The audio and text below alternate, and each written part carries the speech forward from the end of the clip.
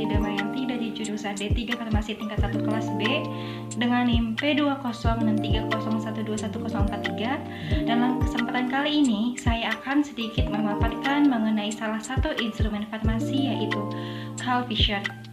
Video ini dibuat untuk memenuhi salah satu tugas mata kuliah farmasi instrumen. Nah, yang pertama di sini ada definisi alat Carl Fisher. Jadi, pada tahun 1901 sampai 1958, Mr. Carl Fisher menemukan sebuah alat yang merupakan autotitrator yang digunakan untuk menganalisis kadar air dalam suatu sampel atau suatu produk. Alat ini menggunakan metode volumetri berdasarkan prinsip titrasinya. Titrasi Carl Fisher adalah metode analisis yang dipakai guna mengukur kandungan air dalam berbagai produk. Selanjutnya ada bagian-bagian alat. Yang pertama ada timbangan analitik yang memiliki minimal resolusi 0,1 mg. Yang kedua ada siring panjang, yaitu memiliki jarum yang kecil. Yang ketiga ada reagen Carl Fisher yang digunakan sebagai penentuan kadar air. Nah, selanjutnya ada prinsip reaksi Carl Fisher, yaitu didasarkan pada proses oksidasi sulfur dioksida oleh yodium dengan konsumsi air dalam larutan buffer. Titrasi mencapai titik akhir ketika agen titrasi air dan yodium seimbang. Perubahan warna yang menandakan titik akhir dari reaksi disebabkan oleh yodium yang berlebih pada elektroda platinum ganda yang bertindak sebagai indikator, sehingga titrasi perlu dihentikan. Kadar air kemudian dihitung dari jumlah reagen yang ditambahkan.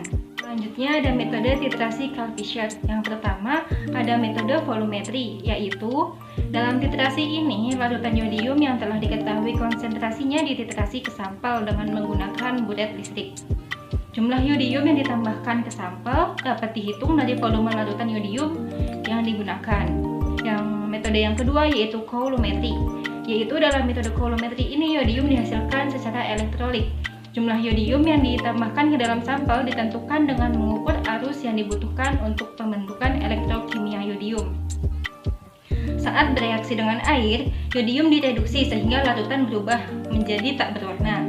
Metode ketiga yaitu hibrid. Dalam metode hibrid dilakukan kombinasi dari kedua titrasi tersebut, yaitu volumetri dan coulometri.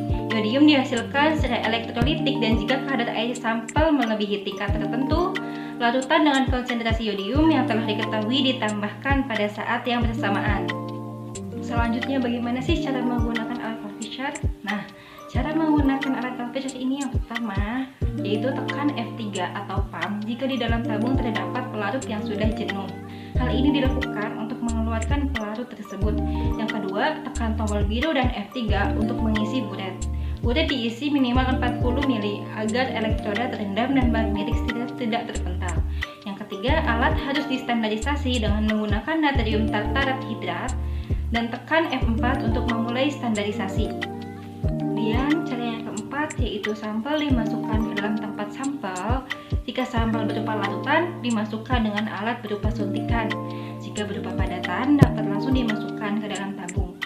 Kemudian yang kelima adalah sebelum sampel diinjeksikan, suntikan ditimbang terlebih dahulu, kemudian larutan sampel diambil dan ditimbang sesuai rentang angka yang dihasilkan pada layar, ditimbang kembali dan tata kembali. Kemudian langkah yang keenam adalah sampel diinjeksikan ke dalam tabung, kemudian suntikan ditimbang kembali dan hasil penimbangan merupakan massa sampel. Massa sampel diinput ke dalam Carl Fisher dan kemudian dilakukan titrasi.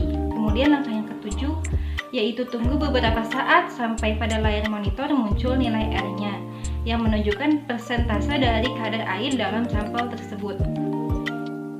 Ada cara perawatan dan pembersihan alat Carl Fisher, yaitu yang pertama setelah dilakukan pengujian sampai selesai, tekan tombol flush untuk membilas reagen Carl Fisher ke dalam botol penyimpanan. Yang kedua, keluarkan larutan dari kompartemen uji dan cuci dengan metanol yang digunakan untuk penentuan air. Kemudian bersihkan knop kompartemen sampel dengan kertas tisu. Lalu matikan instrumen dan matikan listrik. Kumpulkan larutan limbah ke dalam gelas limbah sekaligus untuk menghindari terjadinya korosif.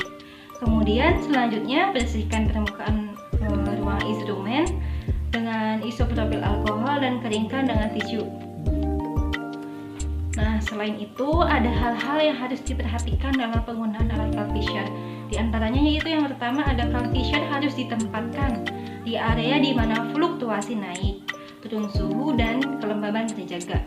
Yang kedua, suhu dan kelembaban yang naik turun dapat mengganggu akurasi penentuan kadar air. Yang ketiga, jangan tempatkan alat CalVision dekat dengan alat-alat yang mengeluarkan panas atau alat-alat yang dingin.